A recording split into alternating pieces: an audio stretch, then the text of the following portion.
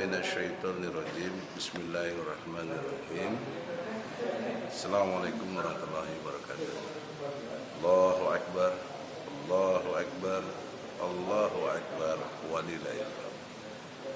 Dalam kesempatan Hari Raya kemenangan bagi seluruh umat Islam di dunia, dalam konteks kemenangan ini sebenarnya kita ada 3 hari yang menjadikan hari raya. Satu, hari raya Jumat, sebagai tiap minggu Allah ciptakan kondisional objektifnya, orang terkonsolidasi lewat Jumatan itu. Yang kedua, hari raya Idul Fitri, setiap tahun selalu ada, dan juga berupa endingnya pengampunan segala dosa, pensucian diri kita pada Idul Fitri. Kemudian ketiga, hari raya Idul Adha, hari pengorbanan yang sebagai prasyarat menurut Allah Subhanahu wa taala, rasa bersyukur yang paling tinggi adalah berkorban.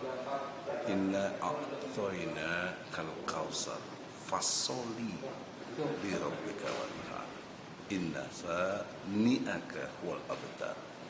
Jadi betapa dahsyatnya ajaran Islam ini. Konsep bersyukur itu diukur dari 2 hal penting.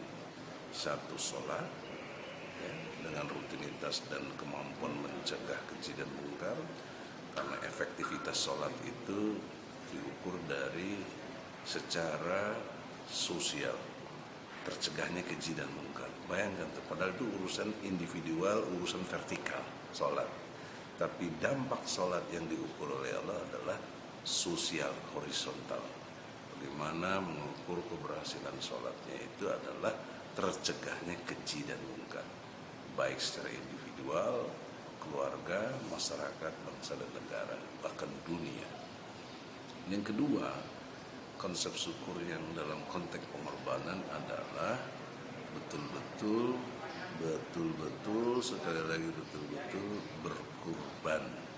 Nah, kurban di sini yang utama adalah harta, kemudian jiwa, kemudian waktu. Ya, ini 3 hal penting ini suka orang lupa. Ya, harta, kita harus bagaimana menyumbangkan dan berikhlas, sedekah, infak, zakat di jalan Allah. Dan yang utamanya lagi, jiwa, siap mati syahid. Dan kemudian waktu, sekarang kita hidup lewat waktu, tanpa waktu yang gak ada kehidupan, maka wal asri, rugi orang itu, kecuali ilal ladzina amanu, yang beriman dan beramal soleh. Jadi itulah satu konsep syukur yang dahsyat dari ajaran Islam, yang membuat satu kondisi objektifnya Islam pasti menang. Nah, kemenangan yang utama dalam konteks diri sendiri, yaitu kita aplikasi dari sholat, tercegah keji dan mungkar, kita bebas dari berbuat maksiat, bebas berbuat dari perbuatan zina dan lain sebagainya, kezoliman, kemunafikan. Itu artinya kita menang secara individu. Kemudian membentuk satu komunitas keluarga, ku anfusakum wa ahlikum naro, terjaga keluarga kita, menang keluarga kita. Kemudian lebih luas lagi masyarakat, terjaga masyarakat itu, maka berlakulah hukum-hukum Islam, baru terjaga masyarakat itu. Dan masyarakat ini adalah isi dari negara, karena negara itu 4 elemen. 1, rakyat. 2, pemerintah. 3, wilayah. 4, hukum. Nah, 4 elemen yang disebut negara ini sering keliru kita. Banyak para tokoh saya lihat selalu mengatakan negara.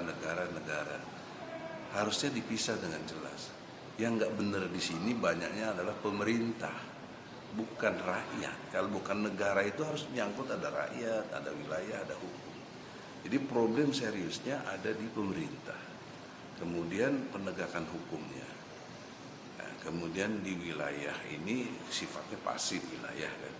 Tapi 2 elemen terpenting adalah pemerintah dan penegakan hukumnya. Itulah yang membuat negara menjadi kuat. Ya, jadi keliru kalau nyebut negara tidak hadir, itu apa? Itu tidak hadir, orang kita rakyat ada kok. Ya. Jadi oleh karena itulah dalam kesempatan ini kritik-kritik saya juga kepada para kritisi yang tokoh-tokoh sering salah dalam mengartikan negara, tidak sesuai dengan ilmu hukum. Di dalam kesempatan ini, negara Republik Indonesia berarti 4 elemen yang saya maksud itu, problem terbesarnya ada pada pemerintah dan penegakan hukum yang tidak benar. Terutama kita sudah 75 tahun merdeka, 7 kali ganti presiden, hingga detik ini tidak berlaku hukum Islam. Artinya apa? Artinya kita gagal. Failed state, ya, negara yang gagal kita ini. Dari segi pandangan sebagai orang muslim, orang bertakwa, dan dari pandangan Allah itu sendiri yang menghendaki kemenangan itu adalah dengan tegaknya hukum Allah.